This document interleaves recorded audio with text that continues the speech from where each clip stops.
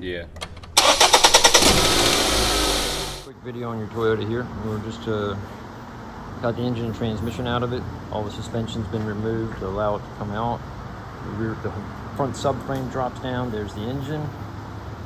Here's the transmission. Just kind of an idea of the type of work that we got to do to get the transmission replaced. And we come around here to the back side of the engine assembly, and we'll try and get you a shot of where this crack is in this stiffening plate. And there you go. And we'll get the rest of this disassembled next week here, get that stiffening plate replaced, the new transmission in it, and get it all back together. And hopefully here before long, you'll have a nice riding, smooth car. Talk to you soon.